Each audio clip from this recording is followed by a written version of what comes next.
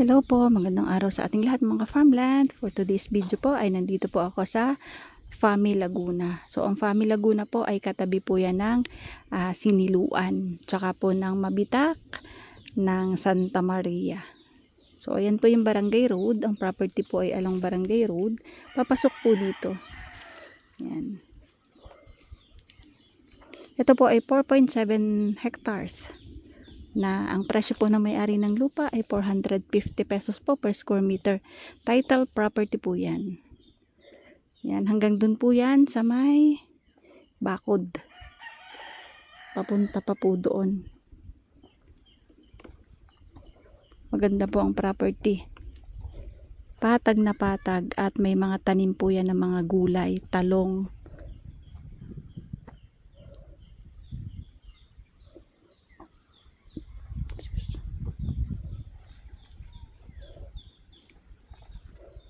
Ayan, may bakod po.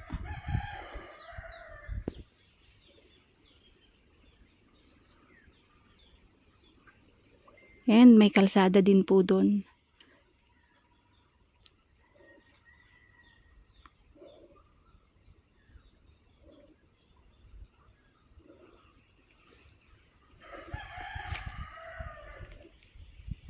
And then sa kabila, ang tanim po ay mga mais.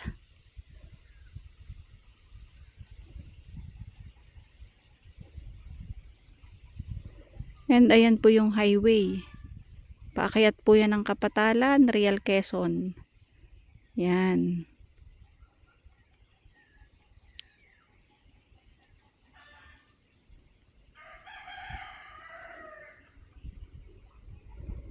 Kitang-kita po yan dito sa property. Ito po ay ibaba po ng subdivision.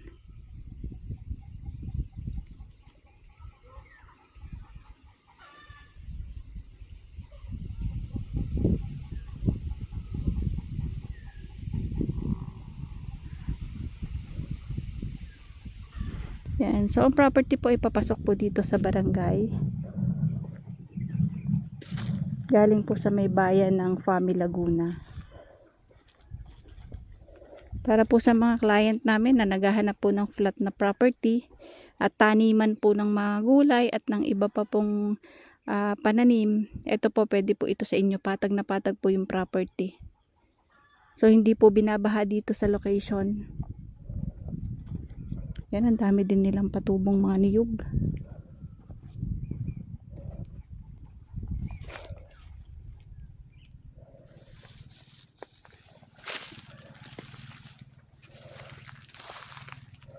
Mga pananim na niyog.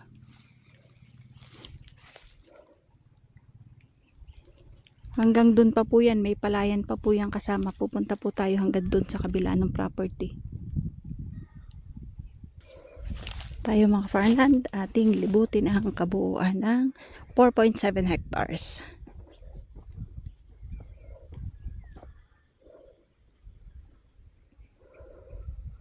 Yan. Dahil malinis, kumahawan, walang mga puno. So ayan, kitang-kita po ang kapaligiran. Yan yung mga boundaryhan, yung mga sa may barangay road.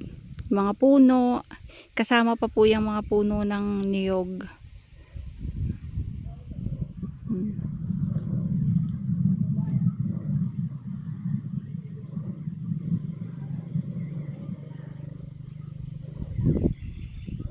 Magandang panahon ngayon.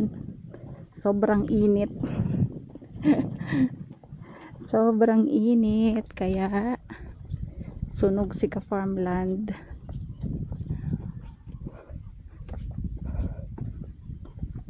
Pero mabuti na lang kahit po sobrang init ng panahon, may hangin. Hindi kagaya na minsan na tsatsempohan namin na walang hangin.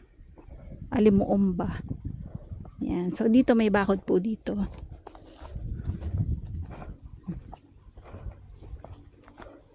Yan. Diretso doon.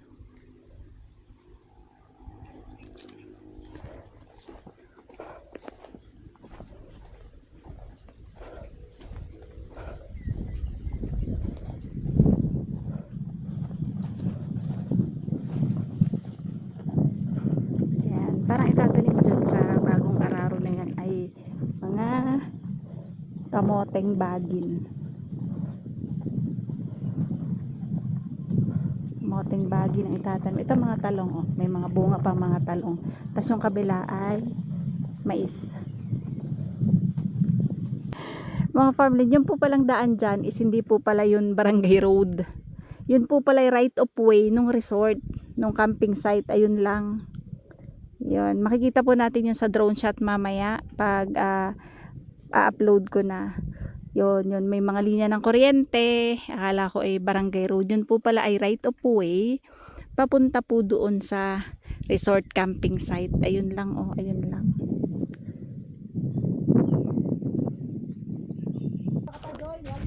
Sige, punta na po ako dito. Yan, papunta kami sa dulo. Ako lang pala. Doon na sila sa, maupo na lang sila. Sobrang init, baka mamaya may heat stroke pa. Init kasi ng panahon ngayon. Yan. Nandyan po pala yung Camp Gilmore, hindi ko napansin kung anong pangalan ng camping site. Yan po ay tataniman ng kamoting bagin daw. So ito, may lilom po dito. Ito po ay puno ng sampalok. Yan.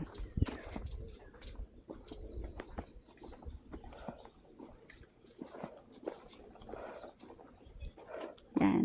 So mga farmland, ito po yung mais, yung maisan. Ang boundary po ay ang mga mahogany na yan. Kasi nandun po yung right of way papuntang camping site. Yan o.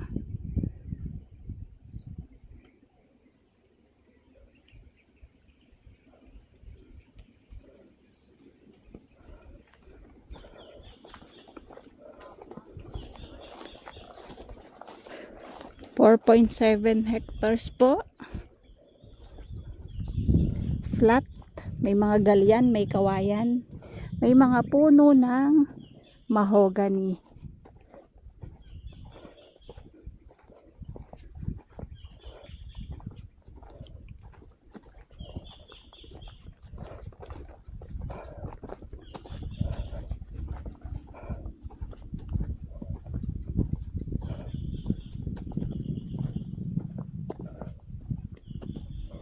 Ayan, may bakod po yan. Yun, diretso pa baba.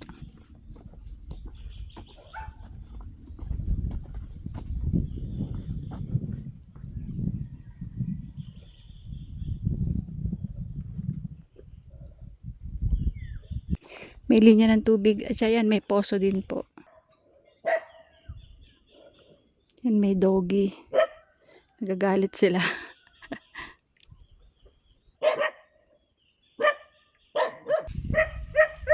Hindi ako makalapit doon sa may bahay mga farmland. Wala po kasi yung nagbabantay, nag-alis. May bantay pala siyang mga doggy. Hanap ako ng ibang way kung paano po ako makakapunta doon sa kabila. Kasi matapang yung doggy.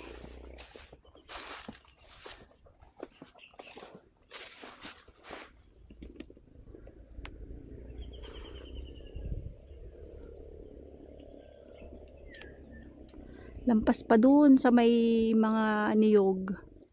Hanggang dun pa yung bakod.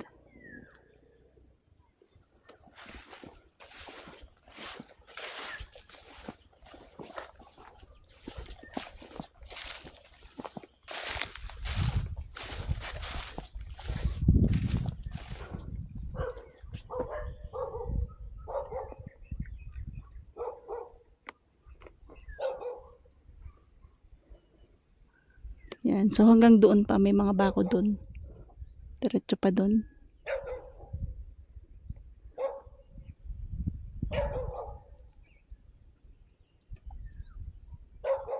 Andiyan na po yung camping site.